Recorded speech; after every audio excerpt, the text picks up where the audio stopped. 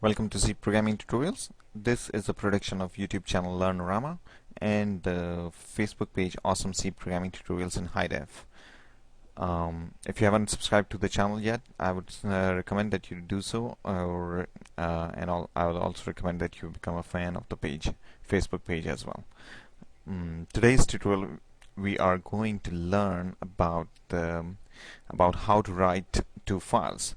In the previous tutorials, we have learned how to open and close files. So these are basically, all the tutorials for now are kind of series dealing with how to manipulate, create, manage files, basically. So let's get started. So in our previous tutorials, we learned that whenever we have to deal with files, we have to create a pointer to file, like this one here. File is a standard, type. It's basically a file descriptor, and you have to create a pointer to it, and you can name it whatever you want. We call it pfile here, and then what you do is you open the file, right? Using this function fopen. Fopen function takes the name of the file and then the mode of the file. Here the name I have specified as abc.txt. You can specify whatever you want, and mode is actually the a small string, just one character or two characters or maybe three characters, which will specify what mode you want the file to open. So depending upon what your needs are, if you want to read from the file only, then you open it as you put the R in the mode. If you want to write to it, you put W. If you want to append to it, you put A. If you want to read and write both, then you write R plus. If you want to read and write both, you can write W plus. The difference between the two is that this one is going to recreate a new file, and then A plus is basically you read and append to the file. Anyway, so we covered all these modes in the previous lectures, so just a revision there. And then if the fopen function call was successful in opening this file, which by the way, since it does not specify the full path, you can specify the full path here, but since here we are not specifying the full path, wherever this program is running from, that's where it's going to create that file. If you specify the full path like c:\\, it will basically go and create the file right over there, wherever you specified. Otherwise it will create the same place where the program is running from. And once the fopen is able to open this file in this mode successfully, it returns a pointer to that file descriptor, and we capture it into this variable, the pointer variable that we declared there, pfile. And in all the subsequent calls, we are going to use pfile as our handler, or to reference to this file. The file name is only used at the time when you're creating the file. After that, we just keep on using that pointer to the descriptor. So we want to keep this around. So one way to check if it was successful or not, because when fopen is unsuccessful, it returns a null pointer. So one way to check if it was successful or not is to check to see if pfile is null or not. If it is not null, which means if it's not 0, then it means that it was successfully able to open the file. So any code that we want to do to manipulate that file, we have to write here.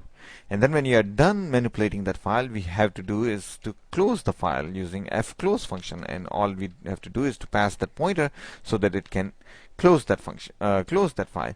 Subsequently, we cannot use this pointer without opening the file again. If you use it, then the results are undeterministic. And similarly, if the file pointer was null, we will basically come here, because that's the else case of this condition. If file pointer is not equal to null, we basically come here and we print this message saying that we were not able to open the file. Now in today's tutorial, we are going to learn how to write to a file. Okay, and obviously we cannot write to a file until we are able to open the file first. So we have to make sure that we have successfully opened the file. So this is where we are going to be able to write to a file. And in order to write to a file, it's very simple. To a text file, it's very simple. What you have to do is to use something very familiar that we have been using to write to a screen. Okay, so we have been using printf to write to the screen, and the syntax of printf is you write a string after that, and inside this string you could specify the format specifiers also, like %d or %c, and if you do so, then you have to basically follow it with the values or the variable names corresponding to those specifiers. In this string we don't have anything else, so we just write the string. This is the information age. Okay, and but this statement is going to print on the screen. It's not going to print on the file. Okay, it's very simple to print on the file. We just use a similar function called fprintf. Okay, and fprintf obviously needs to specify which file you want to write to. The printf did not need any file name because there is only one screen, so there is no other place to write to except for that screen. But fprintf, since you can have multiple files open at the same time, you have to specify which file you want to write to. And how do we specify which file? Of course, again, we have to use the file pointer. So we use the file pointer and we use the string, and if the string has any format specifiers, we put commas, and then we specify all the variable names corresponding to those specifiers. But since in this string we have no format specifier, all this string is going to do is to write this message to that file. And what file? This file. And that's why we opened it in W mode or write mode, which basically says that you can write to a file, and if the file does not exist, it will be created, and if it exists, it will be deleted. So you will lose your data if you'll open it in this mode. So you have to make sure that this is what you really want. You don't want to append or write at the end of the file. If you want to write at the end of the file, you always use A. Okay, so let's see. So let's write W for now, and then we will just start the compile the program, use F9, and look at what happened here. Okay, I see a blank screen. Why do I see a blank screen? Because I never printed anything on the screen. Because I use fprintf. Fprintf is not going to print on the screen. If I had used printf, it would have printed on the screen. So we are not seeing anything on the screen. Okay, so but let's see here. This is my command prompt, and if I go to that location where this program exists, which is the main.cpp file, right here you can see this is where I have saved this program, c:\dev cpp/project2, and this is where it should have created. As you can see, there is no such file as abc.txt here, and if I do a directory, I see this abc.txt right here. Okay, and this was created by this program after executing this program. And if you want to look at the contents of this file, if we look at the contents of this file, we should see this is the information age written there, right? So let's look at the contents. How do you look at the contents on Windows system or DOS kind of system?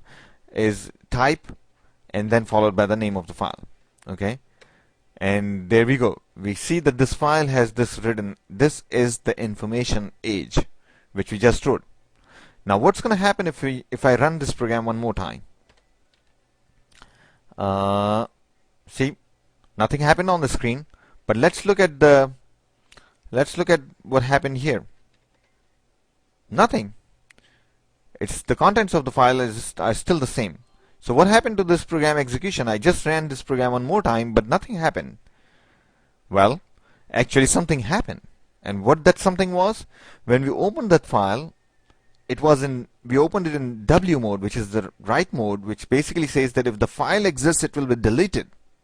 So this file which exists before, it was deleted, and then we wrote this thing again, so it was recreated, and we wrote this is the information age. So it looks like nothing happened because the contents are the same, but actually the file was deleted, recreated, and we wrote this is the information age one more time. So if I change this, this is the computer age, and if I run this program one more time, what's going to happen? Now let's look at the contents one more time. See, the contents change. Why?